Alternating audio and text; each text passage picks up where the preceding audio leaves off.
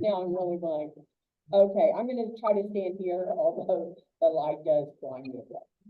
Can everyone then see me online and you can hear me? Yep.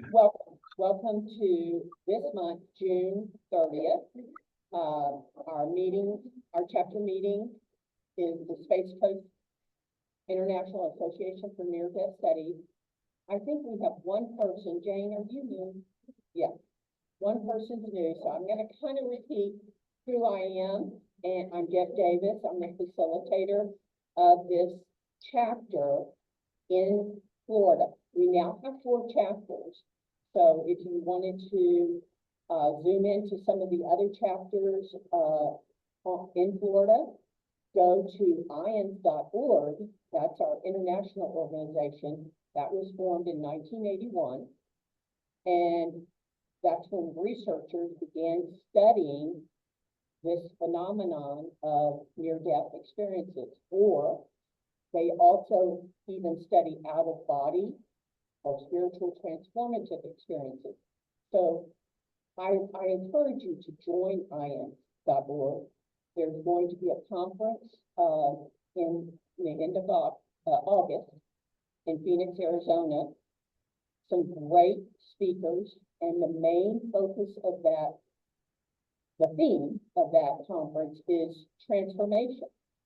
And as I was saying to, I think it was Loreli, I was saying to her that I have been spiritually transformed by just listening to people like Sandra and Loreli and others who have had near-death experiences. I've had my own spiritually transformative experiences that I had years ago, and I didn't even realize it because I didn't have a name for it. I didn't have the vocabulary for it. And many of you have as well.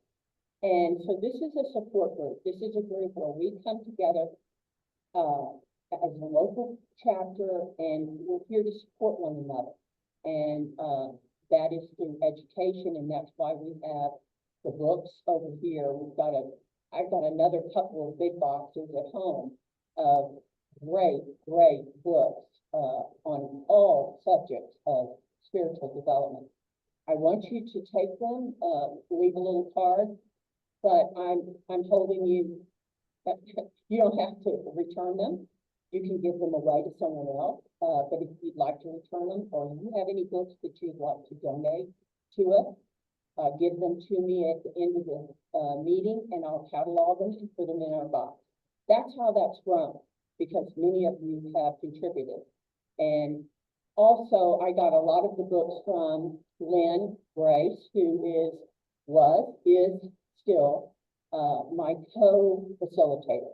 She and I were going to start this back before COVID, and she transitioned. She battled cancer for about 5 years. She transitioned right before we were going to start this in March 3 years ago. I actually got a little nudge from her spiritually a couple of times, and I got it up and running in May. And so we celebrated our 3rd anniversary, and it's just growing and growing. We have speakers now from now until April of 2025 already scheduled. If you are new and you would like to share your story, it doesn't have to be a near-death experience story, because we have not all had near-death experience stories. I have not. Some people have had out-of-body, some have had spiritual transformative. But if you would like to share your story at any time, let me know via email or after the meetings, and I can get you on our schedule. It's a good way to get your feet wet, to share that story. And as Sandra just told my grandson, she said, I went to heaven. And I'm so glad that she introduced herself like that. Hi, I'm Sandra. I went to heaven. I came back, and my purpose is to tell you about heaven and how wonderful this life is here and now, and you have a purpose. And I think if we started telling our little ones that at such an early age, they might even remember more about where they were before they came here and why they came here. And we do all have a purpose. And the more you study this area of spiritual growth and you talk to people like Loreli, you learn that we did come here and we have a purpose. We're serving a purpose now, and we're going to transcend to another level. So it's a really exciting time. I think we're all here because we want to feel that growth and know that we're growing spiritually. So thank you for all of you for being here. We give a little gift to one person that's lucky today, just as a reminder that you're all awesome and unique, and you all have a purpose. And by coming here today, you're here to learn. We're here to provide a safe environment, meaning that when Loreli speaks of her experiences, or any of our speakers speak, we want to treat them with total and complete respect, and we want them to feel safe. And at the end, you may ask them questions, because particularly someone like Loreli, she has had so many experiences, and some of them, in all honesty, I did not know a lot about, because I'm kind of on a spiritual timeline. I feel like I'm from 0 to 100. I'm kind of right here, believe it or not. Some of you are way further than me, Martha. You're way further than me. Loreli is kind of way over here, and so we can learn so much from her. And as I've said, people share with us their story, and we may be able to process 10% of it, and maybe have to go home and do some research. We don't have to all jump on that wagon and say, well, I agree with everything they said. That's not what we're here for. Sometimes we're just here to learn and process what we can, and then later learn more. And that's how my journey has been.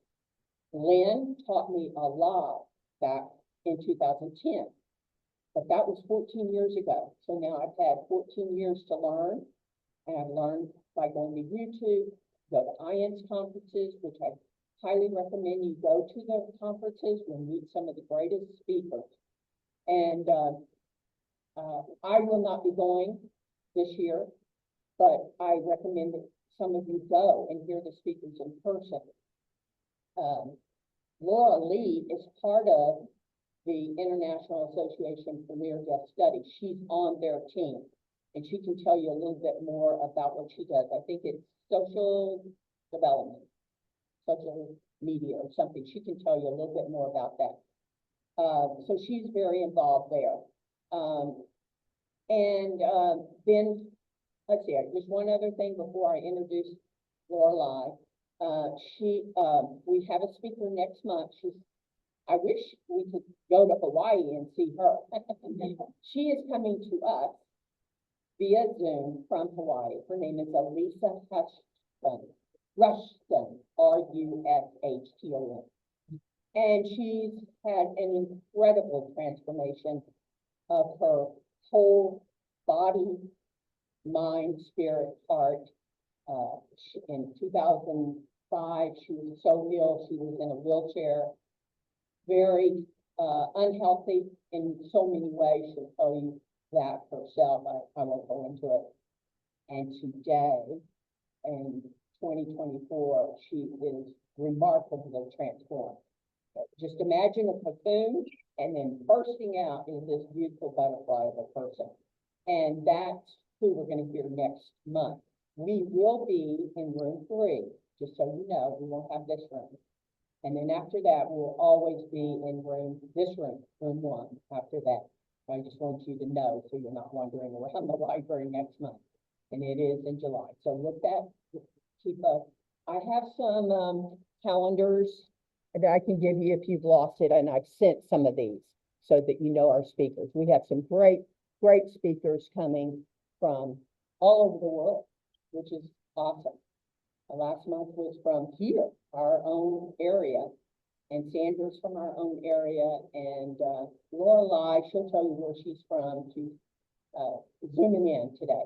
So I want to stop there and introduce Loreli Drache. She is just an incredible person that's not had one near-death experience, but 5. And she's had them at different ages. And she's learned and grown through each one of those. And I think her earliest one was at age 7. And that's why I'm allowing Xander to listen to hear this incredible story. I think he's old enough now. And some of you may question, but I do talk a lot to Xander. So he's a really bright kid. So I just wanted to clear that up. I wouldn't recommend that everyone bring their children to these events necessarily. But I told him that if he needs to get up and go to the real library, he can do that. Okay, now we are ready for Loreli to come zooming in to us and share your knowledge with us. Thank you, Loreli. Thank you for having me. Welcome, everyone, and thank you for joining us today. I feel very honored to speak to you about these transformative experiences. As Deborah mentioned, my first one was at 7 years old. However, I recall before that, my mother said I was an old soul, and the minute I could be on my feet, I was dancing, and that plays a lot into some of my experiences in after-death communication with her through this story. As I mentioned, 7 years old. And, so it's hard for me to remember. People are like, well, what was your life like before that? I really can't tell you too much of it. As far as people like to know if I had a religious background, yeah, my family was, German Catholic, loosely so. My mom kind of didn't like that the Catholic Church was preaching one thing at the time and not enacting it as far as compassion and generosity with our family, as my parents struggled, because my dad worked for Kenosha Engine Plant, which turned Chrysler. If you recall, through the 80s and 90s of my growing up, there was a lot of financial insecurity with the automotive industry. So due to that, my mother just kind of moved away from the church other than specific things. So I attended religion classes like on Wednesday evenings. So I had a loose base starting this course in life. I call Earth a school. So yeah, it's a course. So this particular day, I believe it was a spring day, because we went to see the bluegill spawn. It was late afternoon. We were in my kitchen. I lived in a 200-year-old farmhouse on 191 acres in rural Wisconsin. This particular day, my aunt and uncle, who lived across the street on the family farm, came over, and my mom was cooking chili or something. And so my brother asked, because he was bored, if we could go check the bluegills spawning and fishing with my uncle. So my aunt and uncle and him were getting ready, and my mom was like, take your sister, I'm cooking, get her out from under my feet. So we went, I think it was about a mile to this area. We had 5 ponds. This particular pond, because it was spring after thaw, always was connected, which plays into the story. So my uncle and my brother went to the first entrance. That's where the bluegills like to spawn because it was shallower.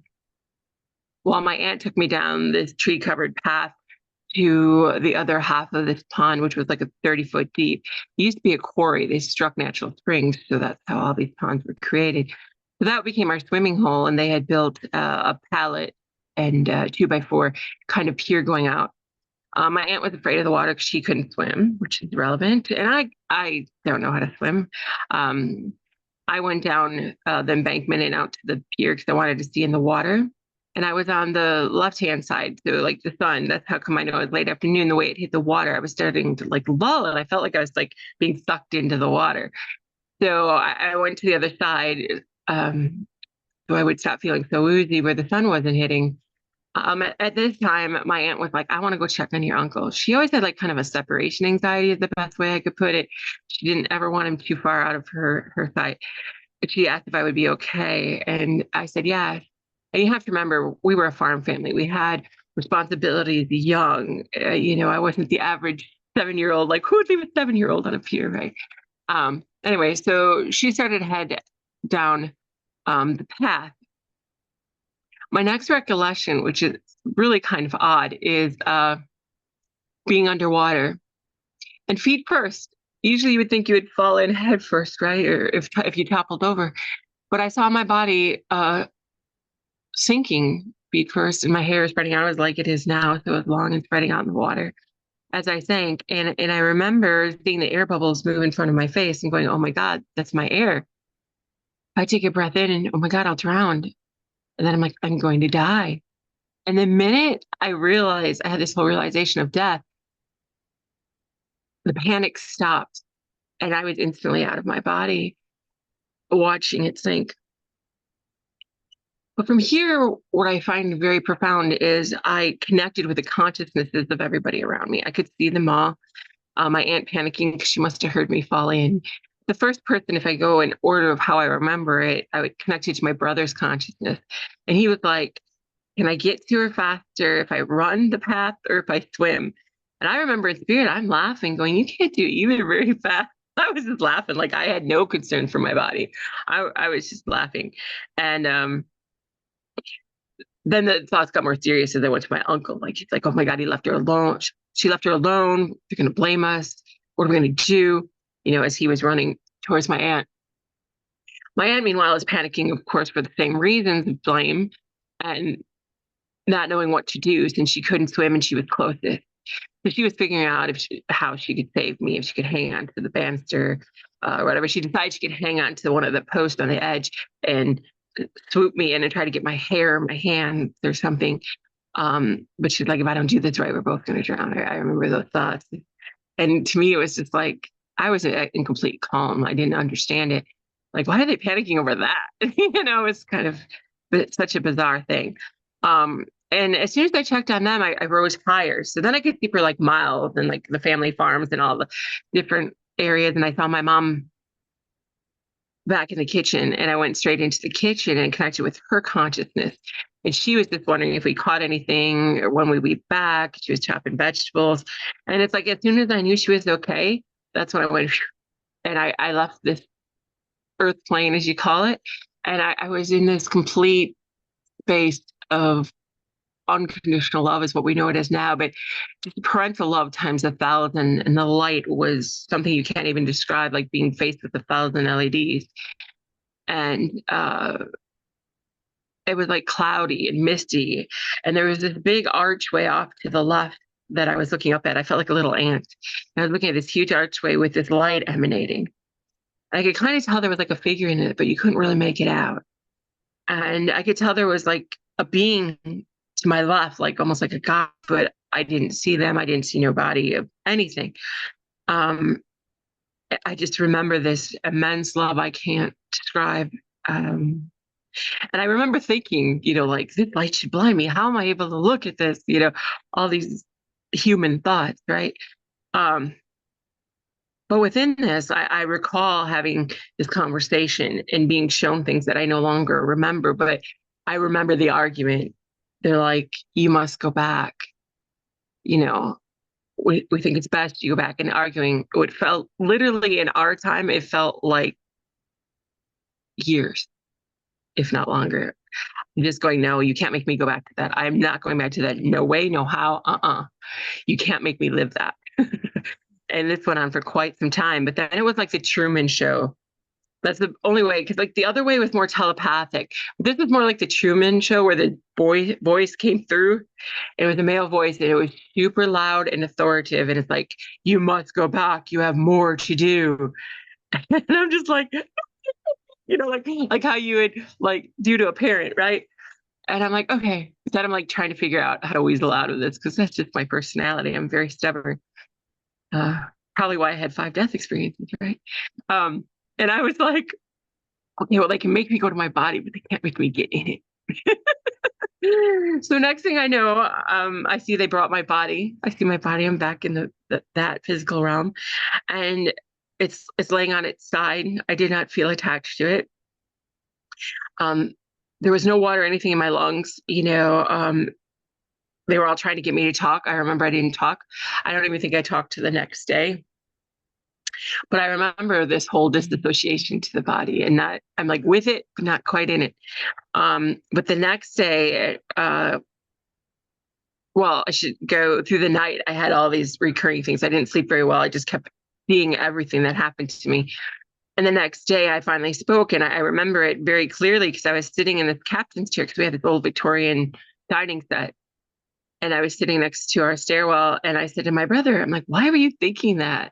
And I told him what he was thinking, and he turned white and his jaw dropped. And then he yelled for my mom, and I told my mom, like, I died. I was like not concerned about it.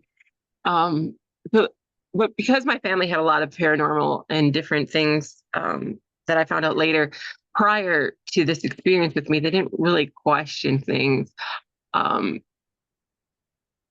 So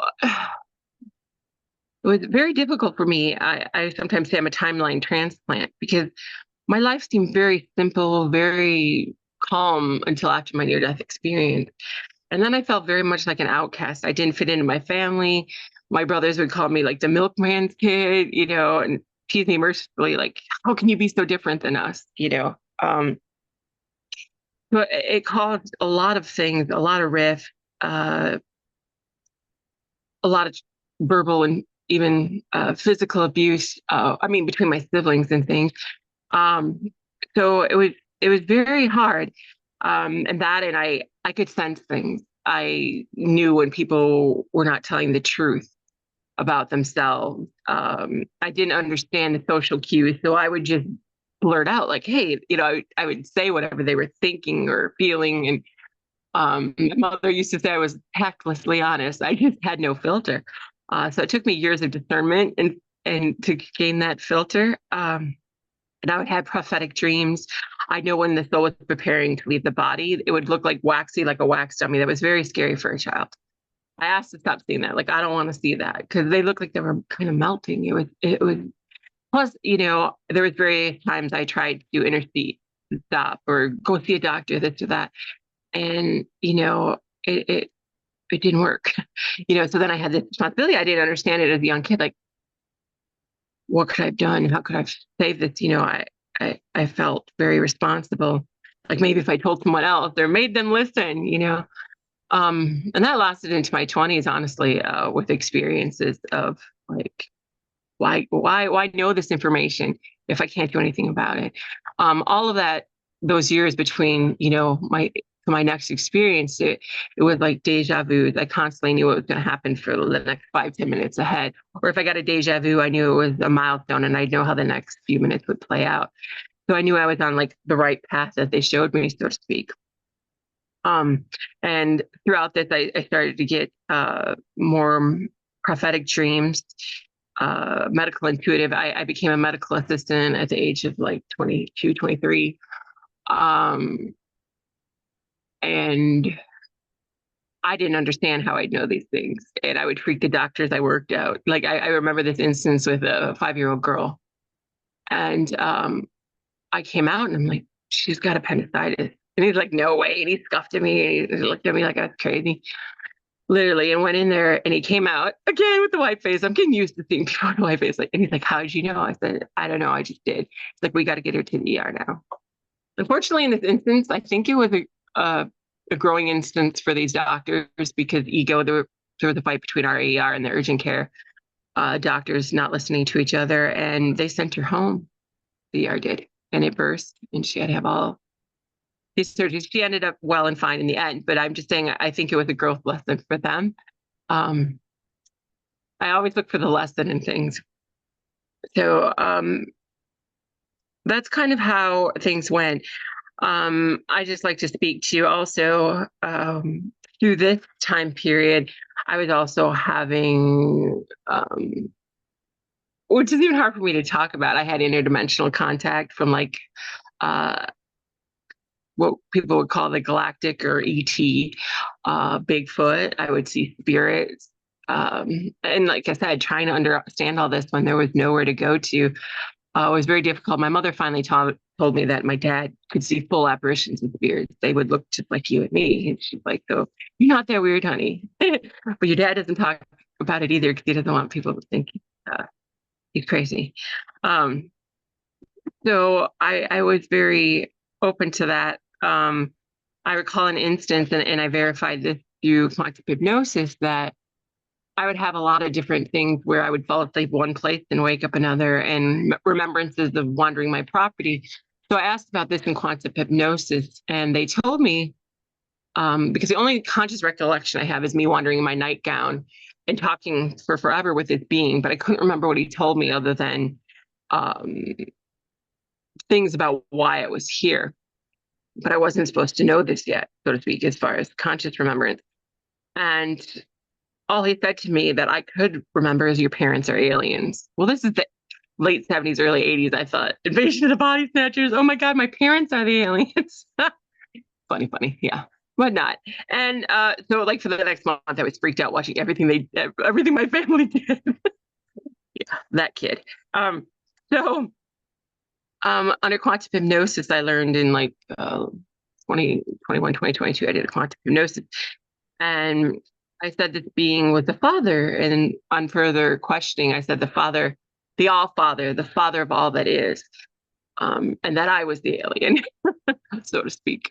And I had come here to help raise the vibrational things of the planet during this time. So that was part of it. The Sasquatch, I also learned in, I had different contacts with me and my father did, of them banging on the house or different things they did on the property. We had like the footprints and the broken trees. And back then we didn't know, we thought that was ET, that, interdimensionally Sasquatch traveling orbs, because we had these huge orbs. All the neighbors saw them. Nobody wanted to talk about it or admit it. So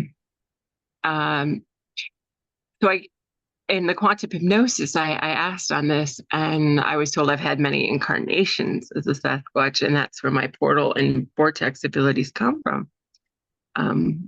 All of this stuff sounds so strange to even speak on, but the more I expand my consciousness and open to what is, the more experiences I have that validate the others, so to speak. So you can imagine what this was like for a young person who was trying to understand the world, but knew they didn't quite fit in it. I remember for years, my only escape was I loved to sit on a swing because it made me feel like I was still freer from my body. And I would sing this angelic and almost what you would probably call light language now. And we had these barn roofs that were metal, so it echoed through the whole neighborhood. And that's like how I remember most of my childhood. That was the only time I felt free and myself. So moving along, my second near-death experience was at the age of 28. My grandmother came to me in a prophetic vision, and she told me, after trying for years, I was finally pregnant, and she came to me and she told me that this baby wasn't mine to keep. There would be more, that I was safe. But like I said, she said this, she was not mine to keep. And so sorry, I always get emotional in this part, but and then she showed me in the clinic, sitting on a like a couch with her, and it was the clinic of my OBGYN, and showed me a calendar on the wall, and it said like February 27th. Well, that day came, and I was in horrendous pain. I started bleeding. I was taken to the ER where they determined I needed an emergency DNC. Because they did not know a lot about me and they rushed me into surgery, they gave me too much anesthesia. And I started bleeding out and I stopped breathing. I worked at the particular hospital, so they had told me they almost lost me and another mother that night, actually. And I had all the after effects. I understood from other experiences and my other NDE that I went home for healing. So I was surrounded by these beautiful beings, and they healed me so that I could go on to have more children, which plays into, I had this whole vision of my son being born and his abilities. And when I was like 20 something, long before I met my husband. So it made sense to me, and they told me, that I was going to have these children who were pivotal as far as their abilities. And then I went to pass. I had very profound experiences with my children, even in utero. Each one told me how they would be born and how to save them, because I had very difficult pregnancies. And I believe 2 of them had an NDE at birthing. My son was born purple blue. He had the cord wrapped around his neck twice. And he warned me about all of this and not to push and to tell the doctor that, about this. And my doctor listened to me, and he even validated it.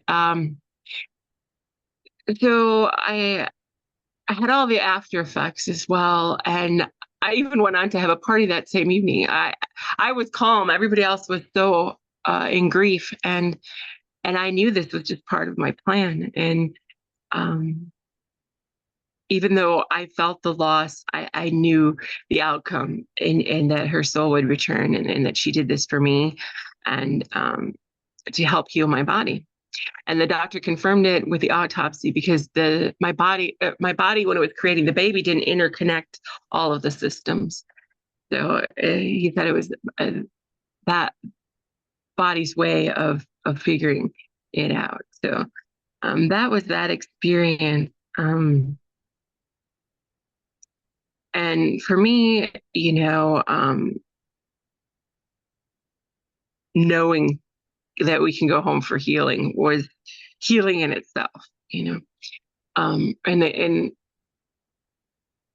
understanding that we could go home for healing or ask for healing when it is needed, I think is a very good message.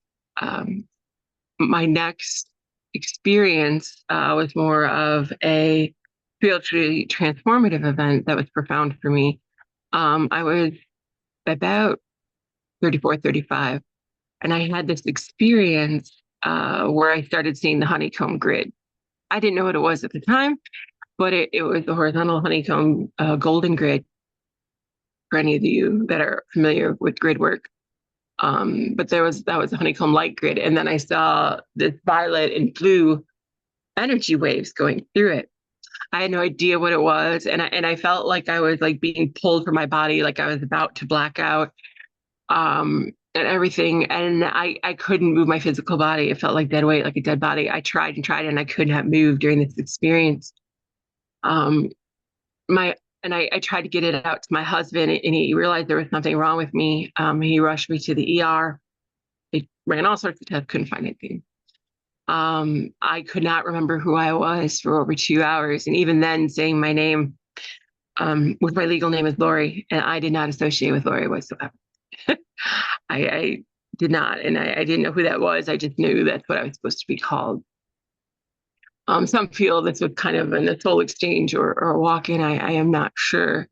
But I drastically changed personality after that. And this experience happened a few years after my mother passed, which is very traumatic for me. And there was a lot of stresses and a lot of things going on. And I had just had a baby in 2004, and my husband had a nervous breakdown on the loss of my mother. They were very close. So there was just so much stress going on that I feel it was like I really soulfully, I kept saying, I can't do this anymore. So I think there was some sort of an exchange that happened with that. And I was much more like, before this, I was like little Susie homemaker, people pleaser, all of that. And it's like that totally stepped out. I was like, this is my life. I have things I'm here to do. I'm going to do this, and step back out on my own. So that's kind of what changed there. And then at 35, I had another experience. I lost blood. I've been diagnosed at about 28 with a bunch of autoimmune diseases, many of which I didn't test positive for. Now I speak on this for just a second now that I think of it. I was a wide open empath after my experiences. So taking care of patients, they always said I made them feel so much better. Well, I was taking on all their energy frequencies, and my body was literally mirroring their disorders. I understand it now. But back then, I mean, I had 16 autoimmune diagnoses. Who had that, right? I had all the symptoms and everything else. And so through this, I was having a lot of trouble with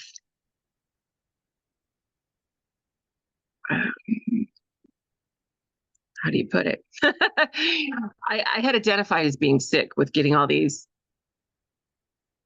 diagnoses and trying to figure them out. And then I'd research them. And, it became my whole life, my identity. And so the more I did that, I felt like the worse I got, to the point that I was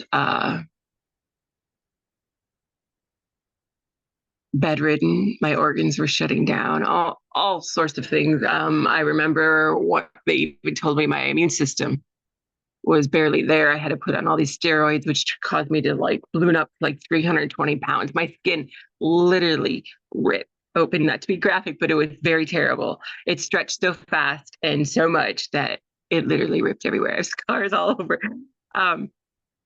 So it was a whole process. So in the midst of this, I had another death experience where I lost blood flow to my brain. I stumbled about 5 or 6 feet backwards and collapsed and hit my head against the door jamb and seizured, and then slumped over and wasn't breathing. My was in front of my husband and my daughter. I think she may have been 5 or 6 at the time. And my husband thought I was dead. He came running to try to revive me. He didn't know what to do. But I was instantly gone. I was in this place I call Heaven City, because it was the clouds rolling again. And I was on this bench. It was like a marble bench. And this time in this experience, I've seen bodies. And so there was a being who looked like my mother. And I say this because I even said to her, she didn't have the same energy as my mother. And she was very quite contrite and was like, well, it was for your benefit, so you be calm. And she was trying to calm me. And I remember her hand rubbing my leg and saying, it's going to be okay. It's okay. And they told me I had done enough. I could stay.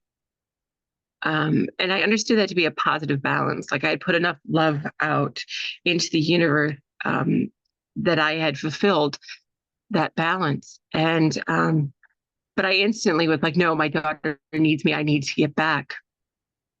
And within this, I remembered having,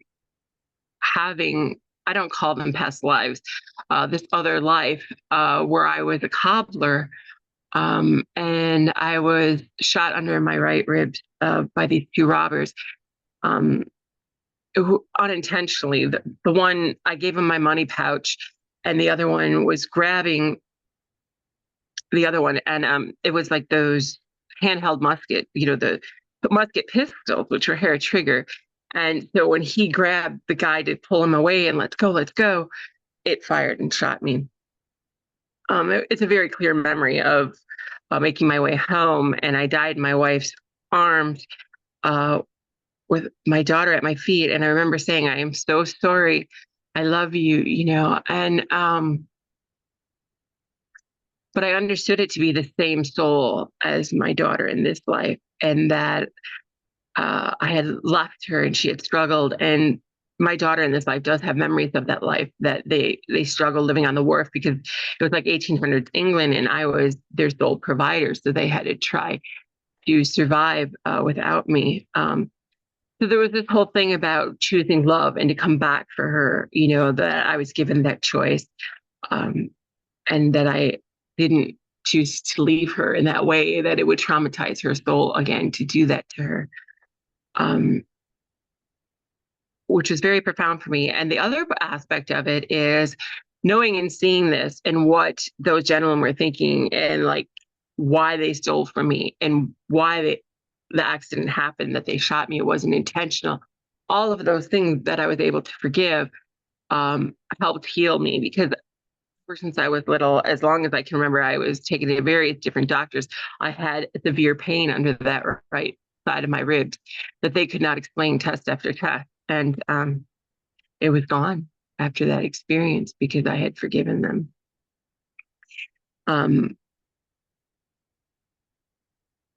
My fourth death, there's another huge STE in between there, excuse me. In 2019, I had a phenomenal near-death, spiritually transformative experience. I kept hearing like an internal knowing, almost like a channeling of Yeshua. He told me, do not call me Jesus, call me Yeshua. And he said that I was, brother and sister. I was equal to him. He didn't want to be worshipped. This totally blew my Catholic upbringing, obviously, and I didn't know what to make of it. And I was very distraught going, how do I know these things? It's almost like it's like pops into my head. So I remember I was just very upset that day, and I kept being called, get outside, you need to ground. I'd never heard of grounding. I didn't even know at the time what it meant. So I went outside, and as soon as I got outdoors, this whole flood of visual things started flooding in front of my face of how I've been here since Earth was formed, and the energies that it, Earth coming into it was like this big magma ball, and I watched Earth become a planet and like life play out through all that is, right? And it was so fast and so much. I'm like, no, I can't handle this. I felt like I don't know if you've ever seen the movie Lucy, where she becomes one with everything and literally ceases to exist. That's how I felt. I intuitively knew that if you show me anymore, I'm not going to cease to be in the physical. But they showed me how it all played out and the accountability. And it was a you, but it was a collective you. Like, this is the choices you made with free will. This is what you did with it. And I was just started ugly crying. I basically, you would call it, if you were religious, repenting. Like, I'm so sorry. I can't believe it's like, how did I not see this? I didn't realize this, in the physical, I didn't remember this, and I remember just like wandering my property, and I came to the end of our driveway, and there's these 3 giant trees. And this is when like nature opened up to me, like to speak to me. And I just felt everything was so alive with it. And it's like I was apologizing to the earth itself.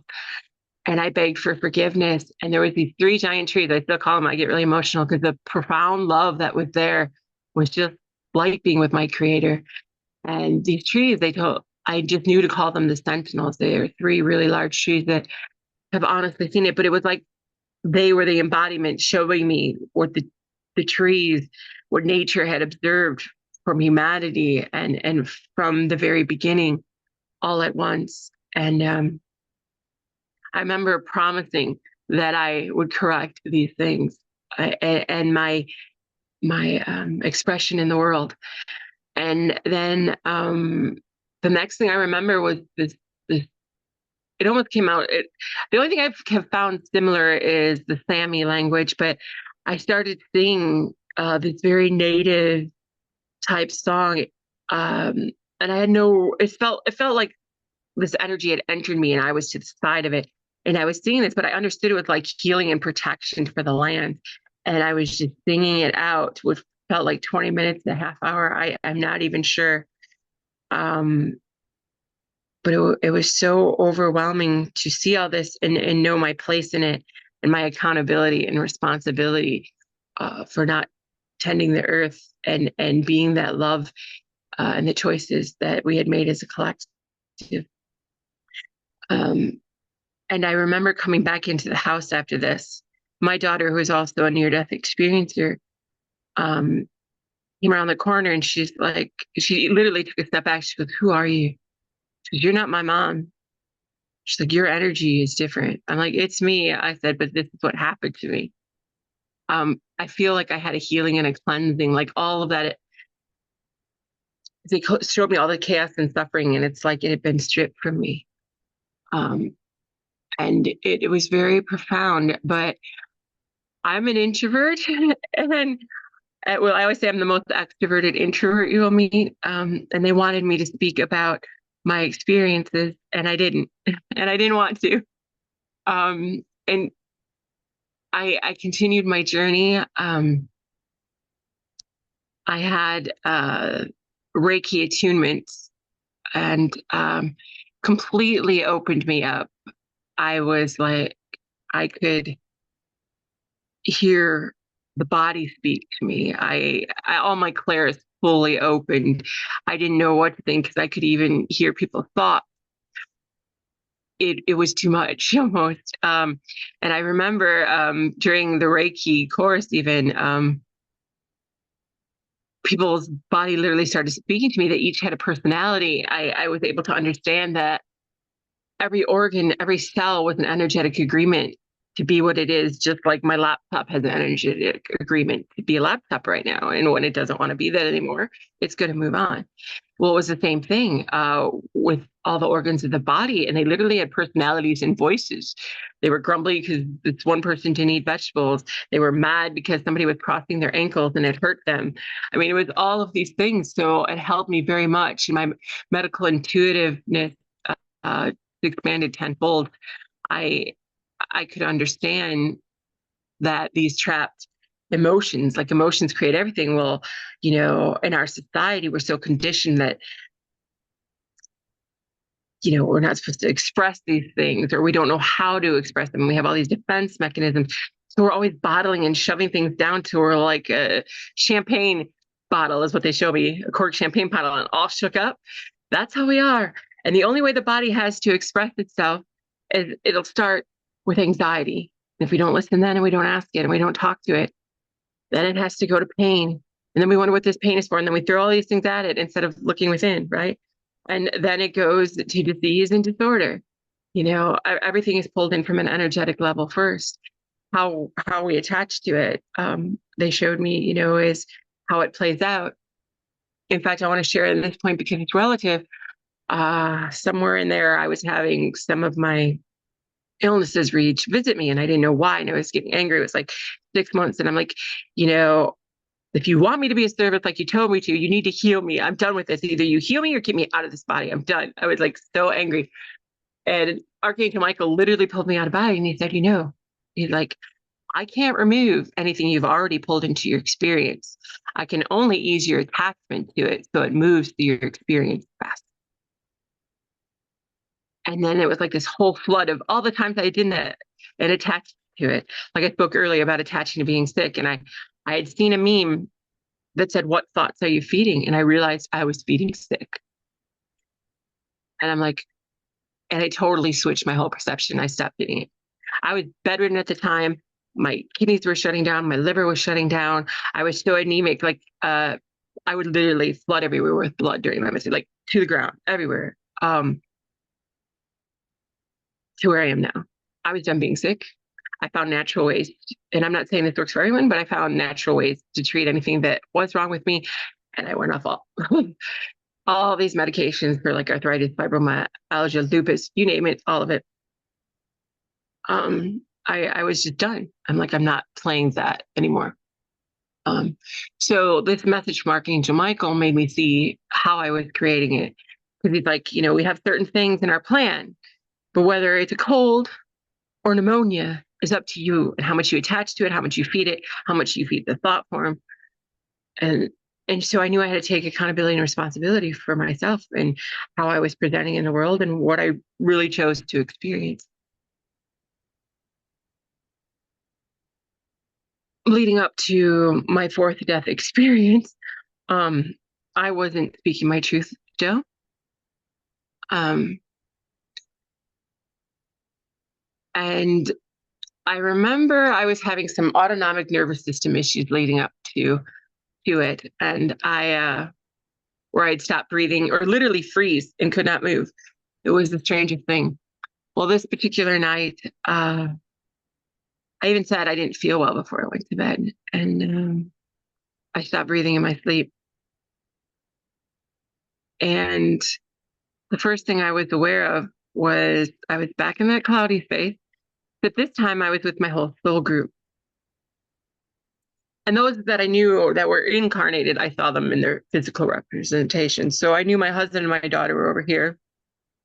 And then my twin flame was in front of me. And a good friend at the time was to my right. And I could sense there were, and kind of see all these beings behind them, like going out. And I could be, I call it being called to the principal's office. I was standing there and it felt simultaneously because my twin flame was yelling at me, at your level of light, you cannot do these things. Because I had created this near-death experience. And let me explain this. I had written in the near-death experience group led by Ned Matina. It's one of the largest on Facebook. Somebody had posted a meme saying lame ways we died. And other people were like joking about how they want to go next. Well, I said, I'd rather go in my sleep like grandpa, not screaming like the rest of the passengers in his car, if you're familiar with that joke. Well, not even a week later that I died in my sleep. And so he was calling me out on that and showing me all this. And he said to, and then I got the whole lecture of the power of words and thought and intention and how they work in this particular physical reality and the energy and frequencies. So I understood that the meaning of words matters and the energy attached to those words that we have as a collective as well. So people always ask me, like, why do you say good day instead of good morning? Well, morn is to mourn the day. Morning is to mourn the day. So I got a little weird for a while on words as far as their meaning and their energies. And what those energies as a collective also hold affects the energetic flow. So it made sense to me why I always wanted to make up new words for things, or spirit would give me new words. Like they always tell me, you're not a healer, you're a remembrance guide, because everybody knows how to heal themselves. You just have to take them to that remembrance. And same with divine conduit, which is when you surrender to divine flow and energy moves through you for the collective. And that was the other term they gave me. Because I guess that's why I've never liked labels, because labels put things in a box and we are limitless, but we have to use them for people to understand. And same with words right now. They keep telling me telepathy, and telepathy I've noticed is very much increased for a lot of people. It's more the way we communicate in spirit. But as I'm having this whole conversation about the power of words with him, simultaneously, my friend is telling me, if you want this body, you have to get right back in it now, or this body is gone. And I'm like, well, how do I get back in it? And they said to swallow. That's like the starter, right? And I've met other people now who said that's how they were told to restart their body, which is I don't understand it. But I was told to swallow. And somehow I was able to swallow. And as soon as I did, it was like a gasp of air. I'm like, a deep breath. And then it was like a horse kicked me in the chest as my heart started back up. And it was just slamming. And they're like, okay, we got you in. And then they're like, you need to do a systems check, because they called my body a vehicle. And they said I had to do a systems check. And I'm like, what do I do? They're like, move your energy from your feet through to your head. And as I did that, every nerve came online. It was like when your hand falls asleep. But can you imagine that across your whole body? It was ungoshly painful for a few seconds, but it was the most pain, even more than 27 hours in labor with my son. It was the most pain I've ever experienced in this life. And then my body shook for like 20 minutes. I think it was honestly in shock. But a part of all of this, I knew I could physically start my body, that there didn't need to be death as long as that was a possibility. But through all this was really interesting because my twin flame the next day knew something had happened to me. And I have some remembrance of it. He said there was a test. He's like, I had to perform this test where you I had a drink of your body. And he goes, he's like, and I felt your energy. He's like, you literally left the earth, because he's very sensitive to my energy. He knows what's going on with me and what energies I come in contact with. Like, you left the venue. So he had shared that death experience with me. And so did my friend. The next day she said, I saw you laying dead in your bed. She's like, what happened? So to me, that validated, and it really, really freaked me out, because of the fact that I'm like, died.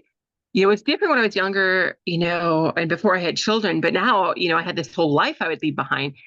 So it was very traumatizing to me to go, oh my God, I almost died. I had a lot more trouble integrating that and understanding that I had died again, than any other of my experiences prior to this, because it was so profound, and the things I learned and saw were so profound within it.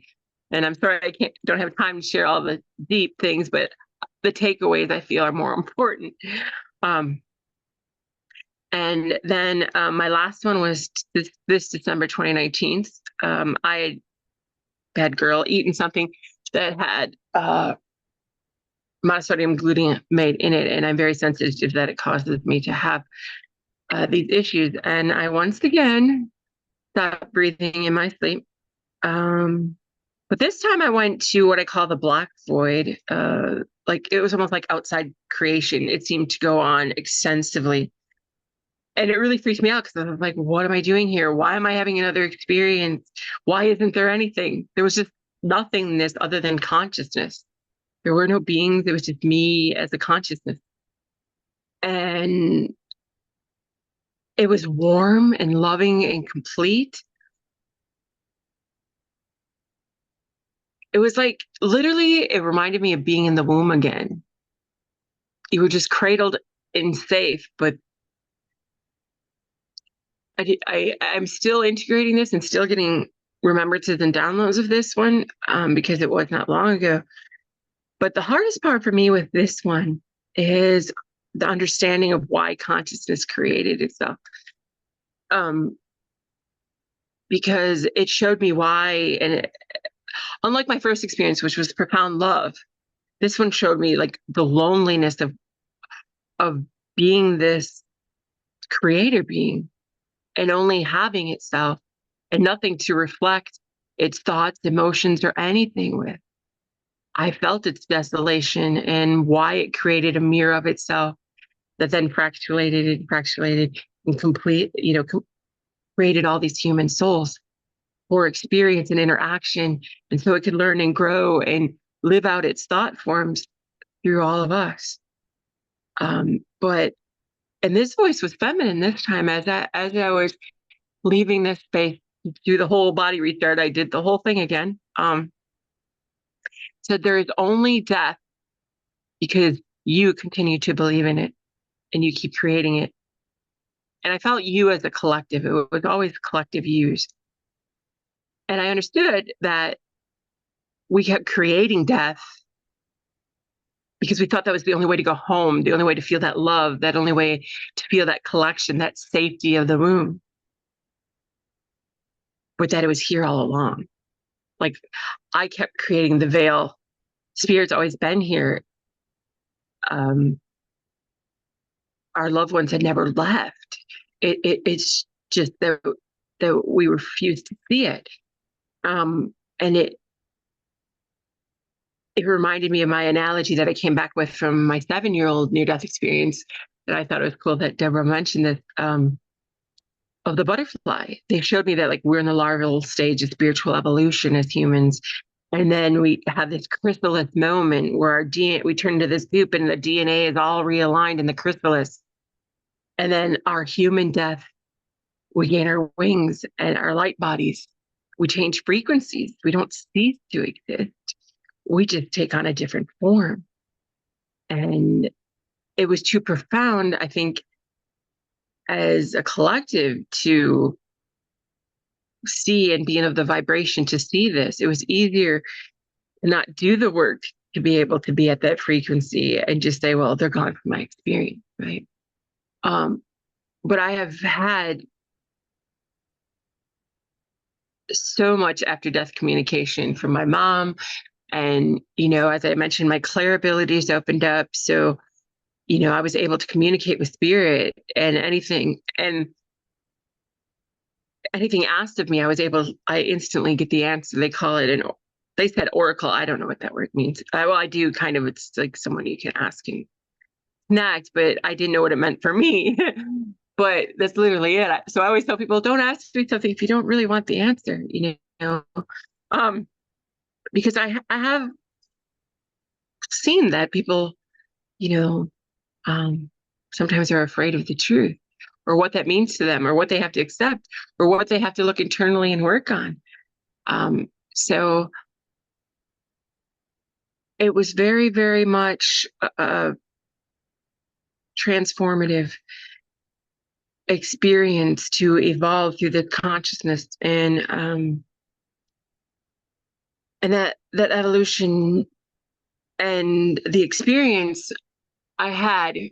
And part of what I remembered with all of this was they said if I wanted to go back, I wasn't going to continue the experience of Loreli. I wasn't coming back for the storyline. I was coming back to be of service, to speak my truth, and to be and carry this frequency. They told me that my voice carries vibrations that are healing, and I carry light codes and source codes to heal, activate various things within myself and others. I've had profound experiences where literally I've seen those codes, you know, the 000 something, something, something, you know, the what do they call them? The Fibonacci, the divine mathematics. The codes were downloading in front of my face, thousands of them, like a Rolodex. And they were glowing just like source, the white, the bright yellow to the golden amber in my first experience. They glowed just like it. And I remember being aware of it, and they're like, just a minute, don't freak out, we're almost done. Because I was in like a theta stage at first, and then I was more aware, and they were literally in front of my eyes. So to me, the world is made up of divine mathematics. I was given the understanding that there's like this oversoul of ourselves that is a collection of personality complexes of everything we've ever been within the earth, timelines. To me, timelines, dimensions, all of this are going on at once. I've had experiences where literally they've shown me we choose, our choices determine our experiences, like a choose your own adventure book. I've had like literally them throwing out like, you want to experience this is how that's going to play out, this is how this is going to play out, this is how this is going to play out if you make this choice. But I also understood that all those choices were playing out at once. It's just where my consciousness goes. So when I had tested this, you know, like I even took a Mandela effects quiz, and I got like 76% of this timeline. It's not the one I started out on. And that's where I joke about being not so much a joke, being a timeline transplant, because like I have ones that are very clear recorded memories. I have a photographic memory of various things I know I experienced, and even the Nelson Mandela dying in the 80s, where that term came from. The reason I remember it is my mother never ever cried.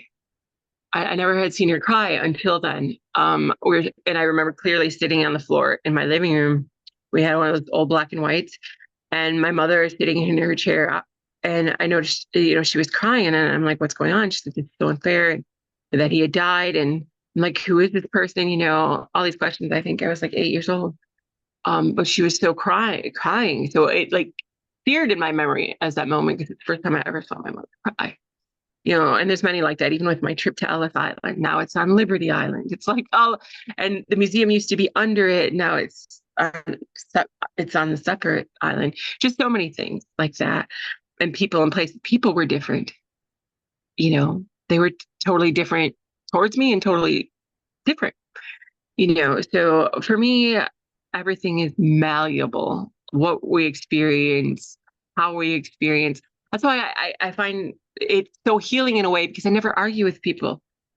Like they'll say, oh, you said this and you did this. You know, for them, I might have. That was their creation. That was their timeline. For me, I didn't experience that, but that makes theirs no less valid. Red shoe, blue shoe, there's arguments on simple things like that. Because Spirit literally showed me it's like a color form, those old color forms where they gave you the whole backdrop and you could stick people and things on it. Well, we all came with the same color form. How we moved those people and how they came to be with us was, might have been a little different.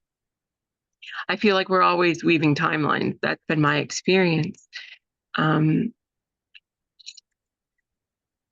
of my experiences I'm called to share, because I think I have to wrap it up in just a second, was the first time I ever hugged a tree. I was called to hug a tree on that same person's property that was in my fourth death experience. Her property felt very spiritual. And I was just called to hug this tree.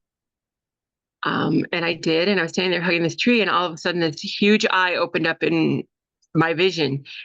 And it had all these like scales around it, and it was like magenta and like a purple red, and it looked at me, and there was this big message like, thank you for remembering, thank you for seeing me, like it had awakened. And I literally screamed and jumped about a foot back and was screaming, and everybody around me was like, what's going on? I was like, I told them, I'm like, I feel intuitively it's a dragon eye. Well, fast forward another year, like 2 years, and I was called through seeing it to get this Beyond Lemuria Oracle deck. Well, I'd never gone through and looked at the artwork. The artwork was supposedly channeled, through Lemuria. And I had other remembrances that after this of being connected to Lemuria, and I was a Lemurian priestess, all this kind of stuff of another life that I had lived. But anyway, in this deck one day, my daughter decided to look through, and she was looking at the artwork because a lot of it had come through in one of her experiences. And all of a sudden I saw her turn over this card, and I'm just going to show it to you. This was a downloaded artwork, which it's cutting out, but you can see it here. And this card, where she, this channeled artwork from Lemuria, is called Awakened Awareness. But after that experience with this, and learning and finding what that card meant, and that it was the dragons of Lemuria, I started seeing dragon energy, and in my sessions with people, dragons would appear that wanted to work with these people or were their former dragons. So I never would have believed this either until it started happening to me. And then some other experiences showed me that like the dragons have their own whole portal network and different energies that they work with for healing and things, and that I had an incarnation. For me, they're interdimensional beings that were created around the time of the angels that were here they were guardians of the earth at one point, until we kind of, to me, I think slowly as consciousness and as society kind of, like many other things, they were forgotten. But that energy is coming back. But I thank you for letting me speak. I think I have to check with Deborah, but I think we're almost to the Q&A. If not, I can continue, but I just want to make sure. Yes, we are at a good point where we could ask you some questions, and we really appreciate you sharing, because I'm sure as you said, you were shy and somewhat introverted, and you come back now to share such valuable information. I'm sure that some of it went over our heads, but for me personally, it has brought together some things that I've learned from other speakers and other people that have had similar experiences. Some of it is very, very new. I have to say the dragon information is very, very new, but not to say that that's could be something that we through the years lost. I get that. So with that being said, does anyone have a question or a comment, something you'd like to share with, you go by Lori or Loreli, right? Loreli, Loreli. do you have any comments?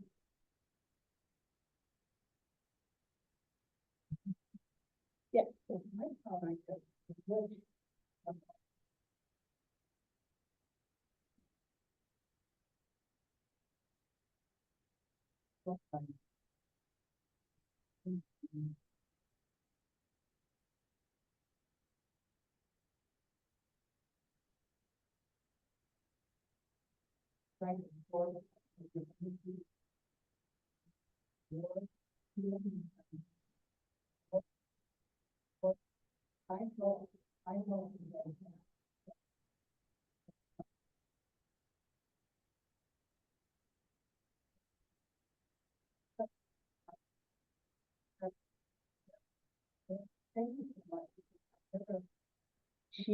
She cannot hear you, so I'm going to have to interpret. I'm going to somewhat, but why don't you come forward if you don't mind? You're used to that, and you'll be able to hear her Okay. for a lot, because I know you Yeah. didn't hear it, did you? Oh, I couldn't hear any of it. Okay. And she has something very valuable to share. Sandra was a speaker that had a near-death experience with us, and she I'm going to let her say what she said, because I think that sounds like something I would say, but you're going to say it better. Can you see her? Mm-hmm. Yes. I'm so happy to be alive. I'm so happy to be here with my friends. That I wish I could be a student to you. I'm a kindergartner. I'm really the beginner of some of the skills I know I have. I'm just beginning to allow myself to believe that I can do some of these wonderful gifts too. I've had 3 NDEs, and I hope I don't come back next time. I hope I get to stay. But my purpose was finding out what is my purpose in life. I wish I could see them in my spirit, but I feel them. I just can't see them. I'd like to learn how to do that. But we are so blessed with people like you that can talk about what happens to you, happens to us, and here in this environment, we can be free to say, this happened. No, Sandy isn't crazy. This really happened. I have been in the light. People saw me completely enshrouded in white light. And that is something that everyone said happened to them. It did to me. I'm so grateful for that. I have seen heaven. It is beautiful. I could have stayed, but I asked to come back because I had young children. My twins were little. I wanted to. But I'm so anxious to hear more of your words, more of your truth things. I want to say thank you so much for speaking for us and for helping a beginner like me feel like there's hope that I can even grow more, and I hope to grow more. And that I love this group and they're wonderful people. Thank you for what you've done for us today. Thank you so much for that. Those things make it worth it, because it's never easy. And there's some things like I didn't obviously get into and everything that are very profound and very hard even to articulate when it comes to source code and all of those other things that are more of the quantum physics aspect. Like I don't even get into that most times because it's like, yeah. So there's so many layers. And you know what I have found, and I think all of you could do this, and I posted it on Loreli's webpage, all her YouTube. She does a lot of YouTube interviews. And I think after you hear her, we heard her for about an hour and a half. There's so much that she's covered and so many very valuable lessons.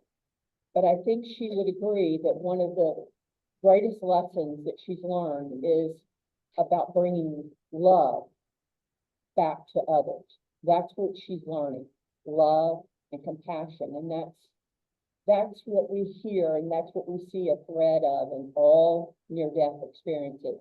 They come back saying that loving one another here on earth is what we're here to do. Not wait to get to heaven to do that, but do it now. So that takes a lot of compassion, forgiveness. But the other thing that you keep saying, and others have said, is our words are so important. What we're saying out loud. I mean, I'm like your frequency. particularly with my recent health issues. You don't want to feed that into you. You want to take that out of you. And I know that works because I had a lung condition years ago. And when I was told I'd be on a respirator in 10 years, I said no, no, no, no. And I made changes. So Loreli is an example of what she did. She changed her immune system by thinking and believing differently. So I think we can do that. It just takes a lot of work and a lot of discipline and a lot of support from other people that believe the same thing. So I do appreciate that point that you made. Can someone else think of another point that you could leave here with that she brought up, that we could walk out of here with a little bit more hope, a little bit more wisdom from what we learned from I think her? Shirley here too had her hand up, but I think she put it down because I didn't know if you could see it. Yeah. That's right on the Zoom. Can I ask my question?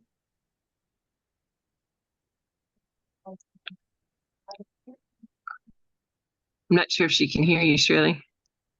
Okay, she's. Can I ask a question? Yeah, hold on Zoom, whoever that is. Shirley, can you wait 1 second? Jane, can you come up? Sure. I asked you to come up.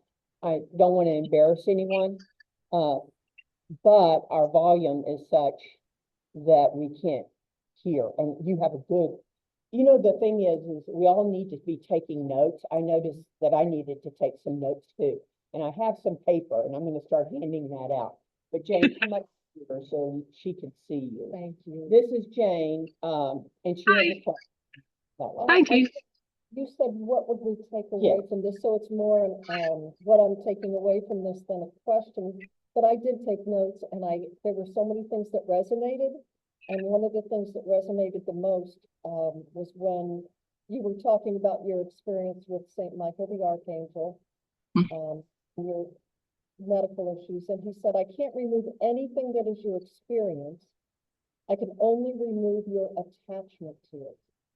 And when you spoke about that and the memes and feeding into things, it really made me think, and it was powerful. Thank you. You're welcome.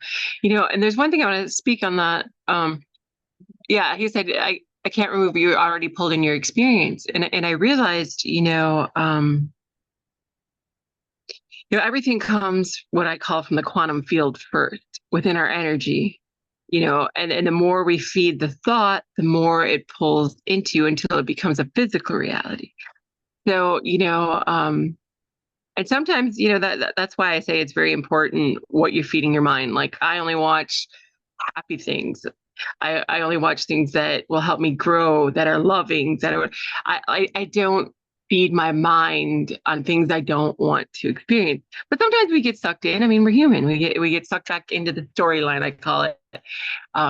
So, it's very important if you understand energy and frequency, what you're surrounding yourself with, but more so how you're attaching to that and how you're dealing with the emotions of that. Sometimes we over empathize, which was what was happening to me, why I was experiencing all my patients' disorders. Well, I was so empathetic. I was tuning in and vibrating at their frequency rather than pulling them up to mine.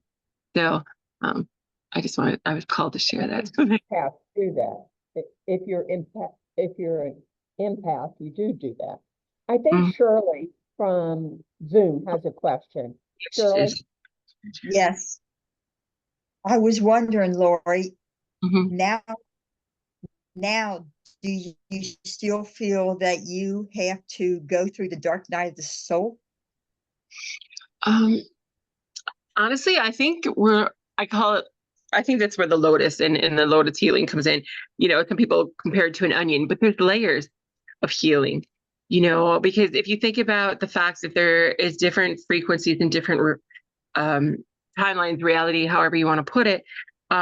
So even things that I have healed, that Fibonacci spiral, that spiral, I come back to another level of it to understand and go through as I heal the layers within me and release the emotions and the different things I've stored from these different experiences on different levels. So for me, you know, I did go through quite a few. I remember like in my 20s just begging to die. Like I was in a terrible relationship and everything else, and I didn't know a way out. And so I'm just saying, like, I understand that, like, those were part of the process. I usually say, like, some people crack like an egg, and some people are more like me, stubborn. They crack open like a geode, but we're all going to crack eventually and let that divine flow in and realize that the more we surrender to that divine flow, the less chaos and suffering we create, that we have faith that everything is always provided for us. When I let go and stop trying to control the outcomes is when abundance flowed, when healing happened. I just had to trust it and live in that now moment. So I hope that answers your question. I think a healing journey is something we go through throughout our life because we've had so many of these lives. We've collected so much that I'm not saying we're going to have a dark night of the soul our whole entire life, but they are going to come up, and just not to judge them, do our best to see what they're trying to show us and move through them. So am I done evolving? I think if I was, I wouldn't be here other than to teach and give my message. But I think we all are just eternally trying to expand to higher levels, you know. Great. Thank you so much. You're so welcome, Shirley. Thank you. Oh, and RevNet has his hand up next. If you can see him, Laura, I don't know if there's any other questions. I mean, Deborah, excuse me. That's okay. Did someone else on Zoom have a question? Yes, there's a raised hand. Go ahead, Rev. Thanks, Loreli. First of all, I was wanting to answer Deb's question about something we took away from your beautiful sharing, Sacred Sis, and that is how mystical every day is. I believe you and I both live that way, and that's very, very important because all these amazing things happen, change, transformation, light, and pure love. And the other thing, when you were sharing, which I've heard before, about the last experience being in the dark, there was this clear picture. You know, I've been part of Lakota ceremonies for over 30 years. You described a sweat lodge to a T, energy-wise. You know, when you crawl in, you're crawling in the womb of Mama Earth. It also represents the cosmos. The door goes down. You have a four round ceremony in the pitch dark with the male energy of the stones and the female energy of the water that are mixing. And you come out 3, 4, 5, 6, 7, 8 hours later, reborn, rebirthed. And those energies, and you know, I've heard you say that. I never thought of that before, but I just kept seeing the sweat, you and the sweat lodge, and everything you described reminded me of that. And I just wanted to share it before it flew away. And this has been awesome. Thank you, Deb, for all this, and everybody. You're this has welcome. been amazing. Thank you. Thank you Thank for joining. We have a question. We have one more, and we have time for her to come up. She's coming. Only but she'll be here. Hello. Is she okay? She's coming to be There you go, I can hear you now. here, Lori. For those of us who are newly experienced to NDEs, where do we go from here? What's the-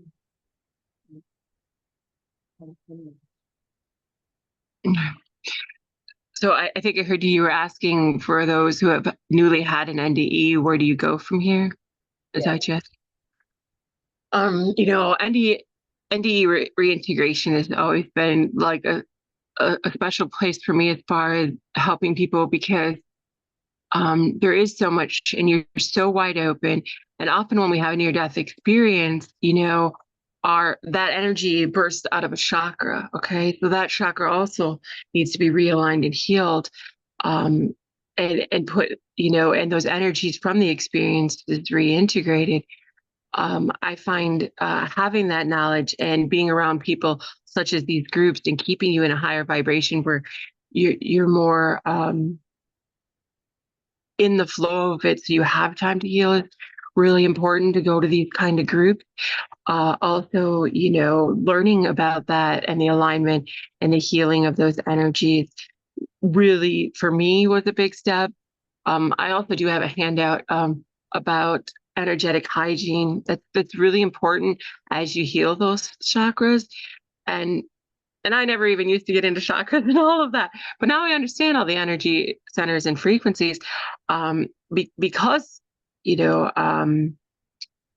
come back with such light that we do attract everything that wants to be healed or needs to be healed, and it becomes too much. There's all these things, at least for me, that were coming into my experience, or not even knowing how to speak of my experience to other people. As Deborah mentioned, I'm part of SCIANDS, and I'm a facilitator. I run the Central Missouri group, and I'm their social media coordinator.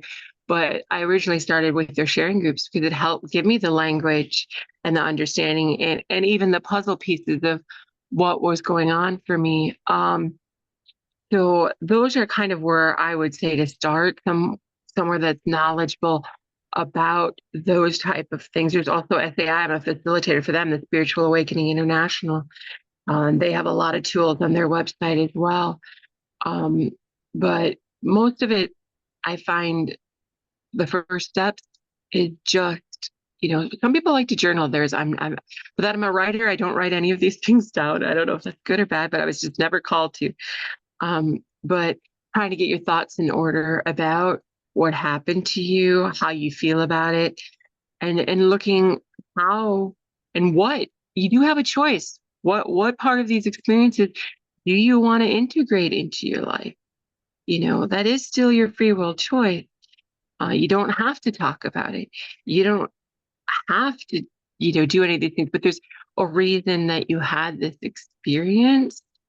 But going within for yourself, some people use meditation. I just recommend sitting with your own energy at least 2 hours a day where you're just in nature by yourself and just getting to relearn who you are now and being okay with that. Stop judging it by who you used to be or how you used to think. Unfortunately, however you want to look at it, part of that person moved on. That's why you had that experience. You're looking at the world with the fresh eyes, a new start. What do you want to do with it? Every now moment is a new chance to create yourself. It's a blessing of what you choose to be now. And that's only a question I feel we can individually answer. For me, it was learning that it's not selfish to take care of me. It's not selfish to want to do things or be things that other people may not understand. I had to let go of what other people thought and their expectations and their attachments to me. Those were not who I was, and I didn't need to be that person. That's what near-death experiences did for me. Helped me find that I don't have to live within their boxes and their expectations.